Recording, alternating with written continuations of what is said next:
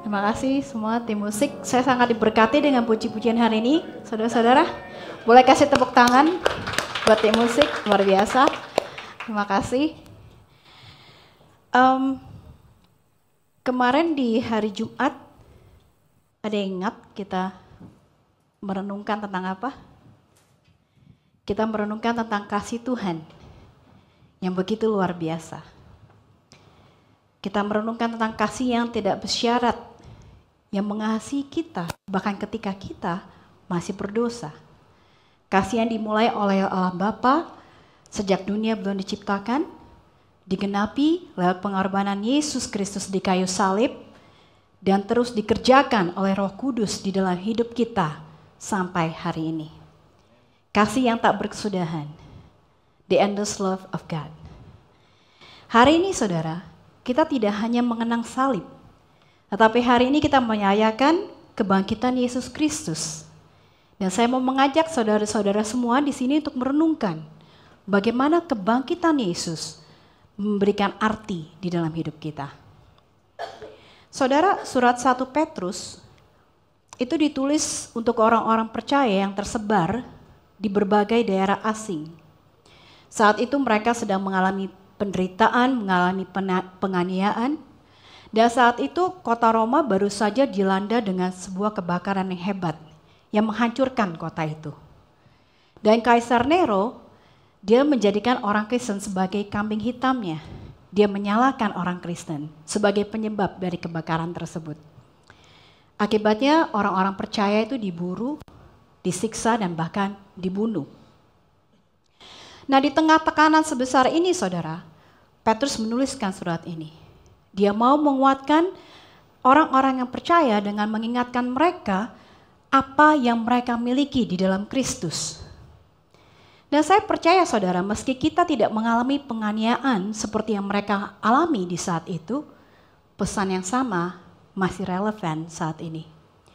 Karena di dunia ini dengan moral value yang tidak pasti, dengan kehidupan yang penuh dengan pergumulan yang datang silih berganti, saya yakin kita juga perlu diingatkan akan apa yang kita miliki di dalam Kristus.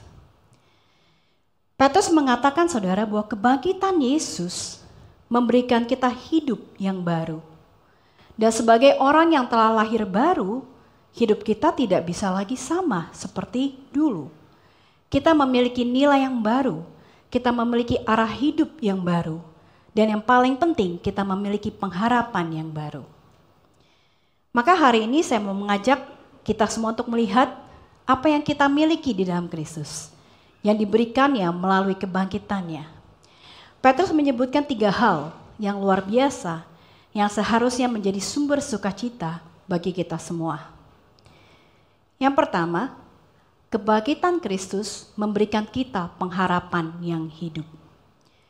1 Petrus 1 ayat 3 berkata, "Terpujilah Allah dan Bapa Tuhan kita Yesus Kristus, yang karena rahmat yang besar telah melahirkan kita kembali oleh kebangkitan Yesus Kristus dari antara orang mati, kepada suatu hidup yang penuh pengharapan." Petrus memulai dengan berkata, "Terpujilah Allah Bapa dan Tuhan kita Yesus Kristus." Dia memberikan pujian kepada Allah Bapa dan Tuhan kita, bukan karena saat itu keadaan mereka sedang baik-baik saja saudara, tetapi karena dia tahu bahwa mereka memiliki dasar iman yang pasti dan dasar iman yang kuat. Paulus mengucap syukur karena mereka sudah dilahirkan kembali melalui kebangkitan Yesus. Dan melalui kebangkitan ini mereka mendapatkan suatu pengharapan yang hidup. Saudara, terjemahan kita ini berkata suatu hidup yang penuh pengharapan. Tetapi kalau kita lihat dalam bahasa aslinya, secara harfiah, ungkapan ini menggunakan kata a living hope, pengharapan yang hidup. Suatu pengharapan yang hidup. Apa artinya pengharapan yang hidup ini saudara? Artinya bukan cuma kita yang hidup dalam pengharapan, tetapi pengharapan itu sendiri hidup. Mengapa? Karena Yesus hidup. Pengharapan ini tidak tergantung pada musim hidup kita, pada keadaan situasi hidup kita, tetapi pengharapan ini berdiri di atas pribadi Yesus yang telah bangkit dari kematian. Jadi saudara, pengharapan yang hidup adalah pengharapan yang tidak bisa hilang. Pengharapan yang tidak bisa diambil oleh siapapun dan oleh apapun.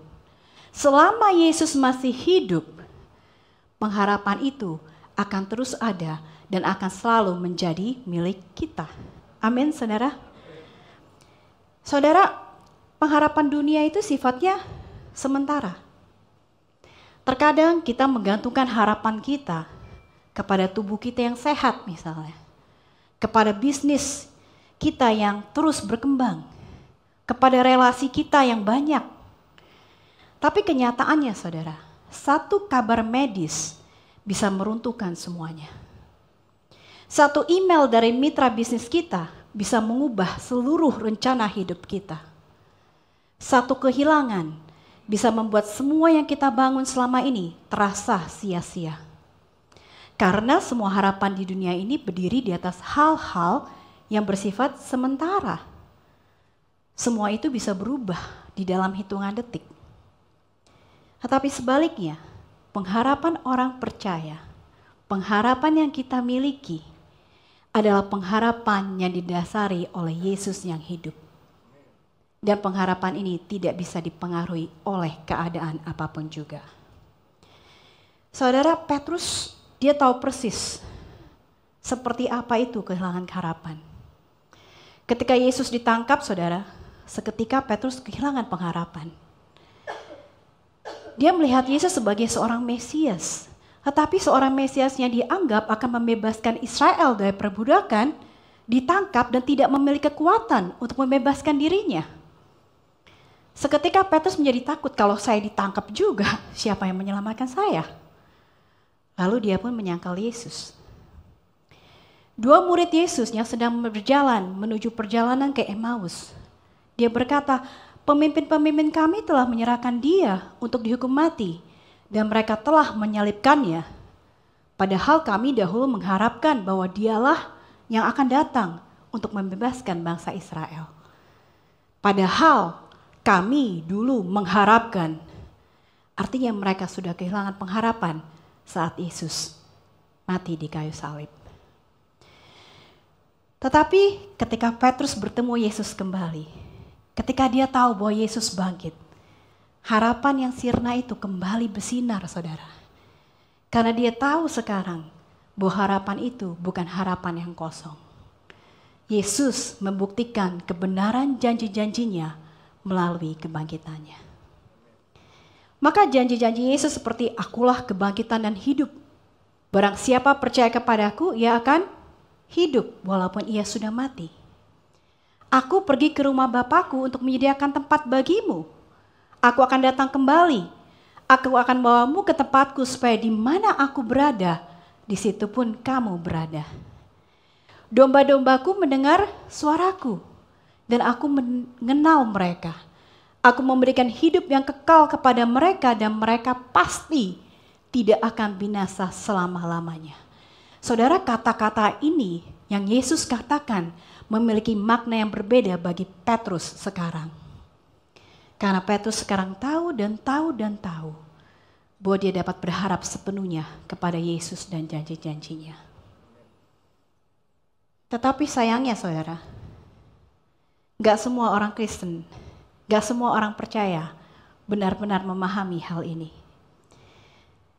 Ketika pengharapan itu tidak dipahami saudara, banyak orang mulai tergoda untuk kembali ke cara hidup mereka yang lama. Saat keadaan mulai sulit, saat mereka mulai terdesak, saat kehidupan seakan tidak ada perubahan sama sekali, kita mungkin mulai berkata, dulu sebelum saya percaya kok rasanya hidup lebih gampang. Setelah percaya kok kayaknya lebih banyak peraturan. Mungkin saatnya saya mencari jalan lain karena Tuhan tidak menjawab doa saya. Mungkin saya harus menggunakan cara saya sendiri. Pernikahan saya gak ada perubahan. Mungkin saya harus meninggalkan pernikahan ini. Untuk apa saya bertahan? Saudara, tanpa pengharapan yang hidup, iman bisa menjadi sangat melelahkan. Pelayanan bisa menjadi terasa sia-sia. Hidup menjadi sebuah rutinitas agama yang tidak memiliki arti. Karena itu Petrus mengingatkan kita bahwa kita memiliki dasar yang kokoh untuk bertahan. Dan kita memiliki alasan untuk bersuka cita. Bukan karena keadaan yang kita alami, tetapi karena Kristus, karena Dia adalah Tuhan yang hidup. Maka saudara, kalau hari-hari ini kita merasa seperti kehilangan arah, kita kehilangan semangat, kehilangan pegangan, mungkin ini saatnya untuk kita mengingat dan merenungkan kembali tentang hal ini. Jangan mau tertipu saudara, jangan mau kembali ke hidup kita yang lama. Jangan memakai pikiran kita yang lama saudara. Jangan tinggalkan Yesus demi apapun juga.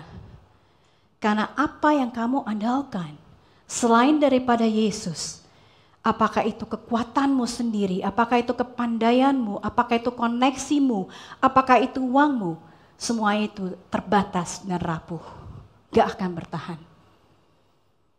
Tetapi bersukacitalah karena kita memiliki sesuatu yang tidak bisa diambil dari kita, yaitu pengharapan yang hidup itu. Ini bukan sekedar positive thinking saudara.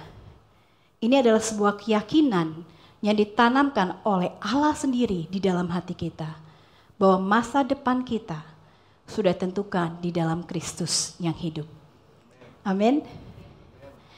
Inilah harapan yang mampukan kita untuk tetap taat, untuk bisa tetap bersyukur, untuk bisa tetap bertahan. Bukan karena hidup selalu mudah, tetapi karena kita tahu bahwa Yesus sudah menang. Pengharapan yang hidup bukan berarti kita tidak akan mengalami kesedihan, bukan berarti kita tidak pernah merasa takut, tapi artinya bahkan di tengah kesedihan dan di tengah ketakutan yang kita miliki, kita tahu siapa yang memegang kendali dalam hidup kita.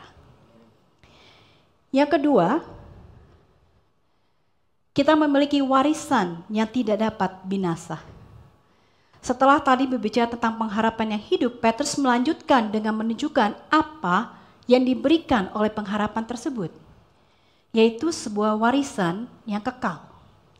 1 Petrus 1 ayat 4 berkata, untuk menerima suatu bagian yang tidak dapat binasa, yang tidak dapat cemar, dan tidak dapat layu, yang tersimpan di surga bagi kamu. Saudara, kelahiran baru bukan hanya membawa kita kepada kehidupan baru saat ini, tetapi kelahiran baru juga menjamin masa depan yang kekal, yang tidak bisa dirusak oleh keadaan. Petrus menggunakan 3 kata, tidak dapat binasa, tidak dapat cemar, dan tidak dapat layu. 3 kali penekanan saudara, supaya kita tahu bahwa warisan ini bukan seperti hal-hal di dunia yang bersifat sementara dan rapuh. Kalau dunia menjanjikan harta, menjanjikan nama baik, menjanjikan keberhasilan saudara, kita tahu bahwa semua itu bisa hilang dalam sekejap. Dan bahkan Salomo berkata begini, aku membenci segala usaha yang kulakukan di bawah matahari, yang kulakukan dengan jerih payah, karena aku harus meninggalkannya kepada orang yang akan datang sesudah aku. Dan siapakah yang mengetahui apakah ia seorang yang berhikmat atau seorang yang bodoh? Meskipun ia akan berkuasa atas segala jerih payahku, ini pun akan sia-sia. Saudara, Salomo berkata, apapun yang kita kumpulkan di dunia ini, suatu hari akan kita tinggalkan. Dan gak ada kepastian, gak ada garansi bahwa yang kita tinggalkan ini akan dijagai, akan di-maintain, akan dikembangkan oleh generasi berikutnya. Itulah sebabnya warisan dunia ini, seberapa megahnya, seberapa banyaknya, tetap bersifat fana.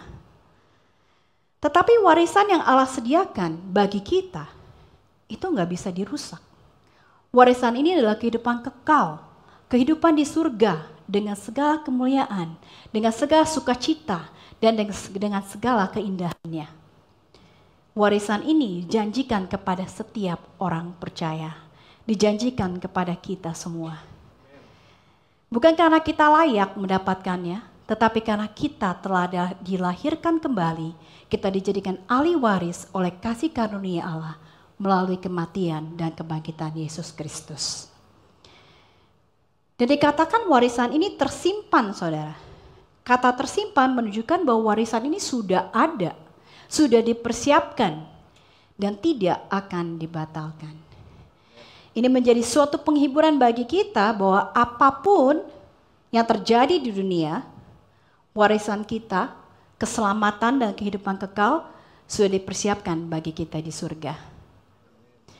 Dan Paulus di Roma 8 ayat 18, dia berkata bahwa penderitaan zaman sekarang tidak dapat dibandingkan dengan kemuliaan yang akan dinyatakan bagi kita. Saudara, saya nggak tahu seperti apa pastinya warisan yang akan kita miliki nanti di surga. Tapi satu hal yang pasti, kita akan mengalami sukacita yang tiada habisnya. Sebuah kehidupan yang indah, yang jauh lebih indah dari kehidupan kita sekarang. Dikatakan di Wahyu 21 ayat 1-4. Lalu aku melihat langit yang baru dan bumi yang baru. Sebab langit yang pertama dan bumi yang pertama telah berlalu, dan laut pun tidak ada lagi. Dan aku melihat kota yang kudus, Yerusalem yang baru, turun dari surga, dari Allah, yang berhias bagaikan pengantin perempuan yang berdandan untuk suaminya. Lalu aku mendengar suara yang nyaring dari tahta itu berkata, lihatlah, kemah Allah ada di tengah-tengah manusia, dan ia akan diam bersama-sama dengan mereka. Mereka akan menjadi umatnya, dan ia akan menjadi Allah mereka. Dan ia akan menghapuskan segala air mata dari mata mereka. Dan maut tidak akan ada lagi. Tidak ada lagi perkabungan atau ratap tangis atau duka cita. Sebab sesuatu yang lama itu telah berlalu. Saya cuma bisa bilang, wow saudara. Wow. Gak ada lagi air mata. Gak ada lagi perkabungan, gak ada lagi ratap tangis, gak ada lagi duka cita. It should be an encouragement for us because kita tahu bahwa hidup kita di dunia ini will not be our best life. Kehidupan kita di dunia ini gak akan menjadi hidup yang terbaik bagi kita yang akan kita miliki. Artinya saudara, jika kita menghadapi pergumulan saat ini, kita tahu bahwa pergumulan ini tidak untuk seterusnya. Karena kehidupan kita nanti akan jauh lebih baik. At the same token, jika kita hidup sekarang ini penuh dengan sukacita, penuh dengan kebahagiaan, ketahuilah bahwa hidup terbaikmu bukan di sini, tapi masih ada hidup yang jauh lebih baik menantimu di sana bersama dengan Dia. Amin. Amin. Excited ya saudara? Karena akan ada kehidupan yang jauh lebih indah ketika Allah berkemah dan diam di tengah-tengah kita. Saya nggak bisa membayangkan betapa indahnya itu. It's just amazing saudara. You know saudara, orang zaman sekarang suka bilang, YOLO, you only live once. Tadi Pak Kurniadi sudah bilang, kita kayaknya lagi sing hari ini. Pak, kita hanya hidup sekali. Lalu orang-orang zaman sekarang bilangnya apa? Oleh sebab itu, lakukan apa yang mau kita lakukan. Nikmati apa yang kita bisa nikmati. Mumpung bisa, karena nggak akan ada the second chance. Jadi kita harus experience everything sampai to the point kadang meskipun itu melanggar firman Tuhan. Tetapi firman Tuhan bilang, arahkan pandanganmu kepada hal-hal yang ada di atas. Bukan kepada hal-hal di dunia. Precisely. Karena kita hanya hidup satu kali. You only have one chance. Kita hanya punya satu kesempatan to decide. Untuk memutuskan apakah Anda mau mengikuti Kristus atau mengikuti dunia. Ketika Anda mengikuti Yesus, hidup dunia ini tidak akan menjadi hidup terbaikmu. Ada kehidupan yang jauh lebih indah menunggu kita. Tetapi tanpa Kristus, hidup di dunia ini akan menjadi hidup terbaik yang engkau akan miliki. Keputusan ada di tangan Anda. Which life do you want it to be the best life? Kehidupan yang sekarang atau kehidupan di masa datang? Yang ketiga, kebangkitan Yesus memberitahu bahwa kita dipelihara oleh kekuatan Allah. Dikatakan di 1 Petrus 1 ayat 5, yaitu kamu yang dipelihara dalam kekuatan Allah karena imanmu, sementara kamu memiliki menantikan keselamatan yang telah tersedia untuk dinyatakan pada zaman akhir. Saudara, setelah Petrus bicara tentang kelahiran baru, kemudian warisan kekal, sekarang dia menegaskan kepada kita satu hal penting, bahwa kita dipelihara oleh Allah. Hidup orang percaya bukan hanya dimulai oleh kasih karunia, tetapi juga dipelihara oleh kuasa Allah itu sendiri. Saudara, kata dipelihara dalam teks ini, dalam teks aslinya adalah sebuah kata yang dipakai dalam istilah militer. Ini menggambarkan sebuah perlindungan yang aktif, yang ketat. Sebuah penjagaan seperti menjaga sebuah benteng. Bukan perlindungan yang pasif, bukan perlindungan yang setengah hati. Maka Allah mengawal kita seperti prajurit menjaga istana. Artinya kita nggak akan ditinggalkan begitu saja untuk bertahan sendiri di dunia ini, saudara. Jadi bukan kita terima Yesus, lahir baru, lalu selanjutnya terserah Anda. Nggak gitu. Tapi kita dijaga, kita dipelihara kepada hidup yang akan datang oleh Roh Kudus yang ada di dalam kita. Saudara, hidup ini nggak mudah kan ya? Perjalanan iman kita nggak mudah. Iblis akan terus mencoba mempengaruhi pikiran kita melalui pergumulan yang kita hadapi yang membuat kita merasa lemah. Dan kemudian kita merasa ragu. Akhirnya kita mau menyerah. Tetapi Petrus mengingatkan kita bahwa keselamatan yang Allah berikan tidak bergantung kepada kekuatan kita, melainkan sepenuhnya bergantung kepada kuasa-Nya yang terus menjaga, menopang, dan memelihara kita. Maka saudara, kita harus mengetahui, kita harus memahami bahwa ada 3 keselamatan, 3 tahap, bukan 3 keselamatan, 3 tahap dari keselamatan. Yang pertama, kita telah diselamatkan dari hukuman dosa. Dan ini sudah terjadi ketika Yesus mati di kayu salib. Yang kedua, kita sedang diselamatkan dari kuasa dosa. Ini berbicara tentang proses pengudusan, sanctification yang sedang dilakukan oleh Roh Kudus di dalam hidup kita sekarang. Yang ketiga, kita akan diselamatkan dari kehadiran dosa. Ini berbicara tentang kemuliaan yang akan kita dapatkan di surga nanti. The ultimate salvation, di mana kita tidak bisa lagi berbuat dosa. Bukan sekarang, tapi nanti ketika kita bertemu dengan Kristus. Maka saudara, keselamatan bukan sesuatu yang sudah terjadi sekali lalu selesai. Tetapi keselamatan adalah the ongoing process. Ada prosesnya, saudara. Dan di dalam semua itu Allah memelihara kita agar kita mendapatkan keselamatan yang utuh, yang penuh di kemudian hari. Kita nggak sendirian. Dan ini yang dikatakan di Yudas 1 ayat 24. Bagi Dia yang berkuasa menjaga supaya jangan kamu tersandung dan membawa kamu dengan tak bernoda dan penuh kegembiraan di hadapan kemuliaan-Nya. Allah, Dia tidak hanya menyelamatkanmu, tetapi Dia juga menjaga keselamatanmu. That being said, kita harus sadar bahwa kita hanya dapat dijaga kalau kita mau dijaga. Allah gak akan maksa kita untuk bertahan. Tetapi jika kita tetap tinggal diam di dalamnya, tetap bergantung kepadanya, tetap berjalan di dalam firman-Nya, maka saudara gak akan ada satu kuasa pun yang bisa menggagalkan keselamatan kita. Oleh karena itu saudara, penting bagi kita untuk mengenal firman-Nya. Tokoh-tokoh di Alkitab seperti Daniel, Yeremia, Rasul Yohanes, Rasul Paulus, Rasul Petrus, mereka semua bisa bertahan, mereka semua bisa setia. Karena mereka tidak hanya tahu firman di sini, tetapi mereka menghidupi firman itu. Sehingga firman itu menguasai mereka, firman itu menjaga pikiran mereka, firman itu memberikan mereka kekuatan di masa susah mereka dan menuntun langkah mereka. Saudara, firman yang sama telah diberikan kepada kita. Dan firman yang sama akan melakukan hal yang sama di dalam hidup kita.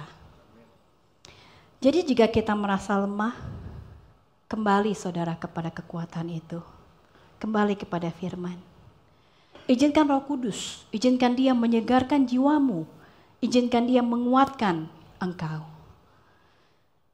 Dan jika ada di sini yang belum menerima Yesus sebagai juru selamat dan Tuhanmu, mungkin ini saatnya untuk menyerahkan hidupmu kepada Tuhan.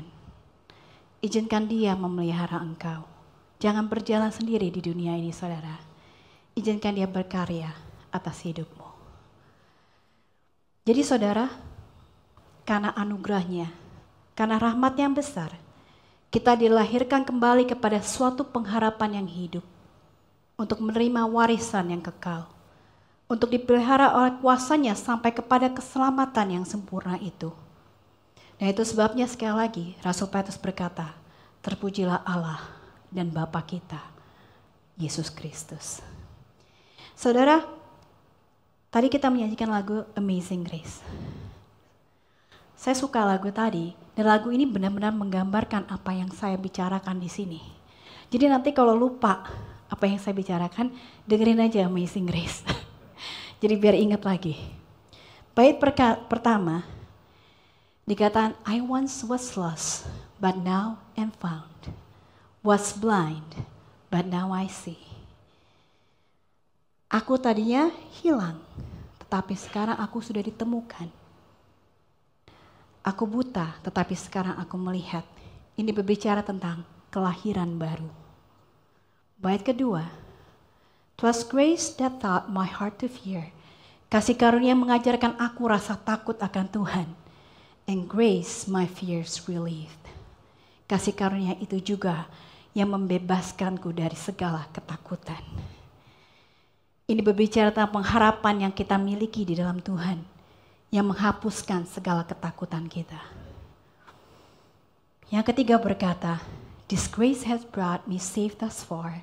Kasih karunia telah membawaku sejauh ini dengan selamat. And grace will lead me home. Dan kasih karunia yang sama akan menuntunku pulang. Ini bicara tentang pemeliharaan dan kuasa Tuhan yang pasti akan menjaga kita sampai kita bertemu dengan Dia di sana. Dan bait terakhir saudara, saya akan bacakan bahasa Indonesianya. Saat kita telah berada di sana 10.000 tahun lamanya, bersinar terang seperti mentari, hari-hari untuk memuji Tuhan tak akan pernah berkurang, sama seperti saat kita baru memulainya. Artinya saudara, 10 tahun ribu nanti, setelah 10 tahun ribu di hadapan Tuhan, sukacita dan kekaguman kita kepada kasih karunia itu gak akan berkurang sedikit pun. Sama seperti pertama kali kita bertemu dengan Dia. Dan itu gak akan pernah berakhir. Karena every day just like a new day. Setiap hari akan seperti hari pertama. Waktu gak lagi membatasi kita. Kita akan terus menyembahnya di dalam kemuliaan yang tidak terbayangkan. Buat saya, this is the amazing grace of God.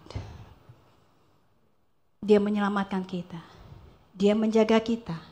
Dan Dia memberikan kita pengharapan akan kehidupan yang kekal.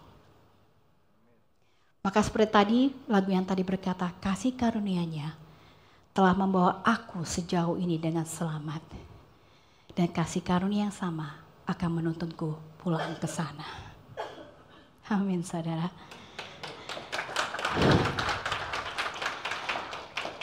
Maka saudara, kalau hari ini Anda datang dengan hati yang penuh luka, dengan iman yang mulai padam, ingatlah kasih karunia-Nya. Dia belum selesai bekerja dalam hidup Anda. Dia yang memulai, Dia pasti akan menyelesaikannya. Jangan menyerah saudara, don't give up. Jangan lepaskan pengharapanmu. Karena in His grace, we live in hope. Amin. Saudara, saya mau mengajak tim musik untuk maju ke depan. Kita akan menyanyikan lagu ini sekali lagi dan kita akan hayati kata-katanya. Amazing grace, how sweet the sound.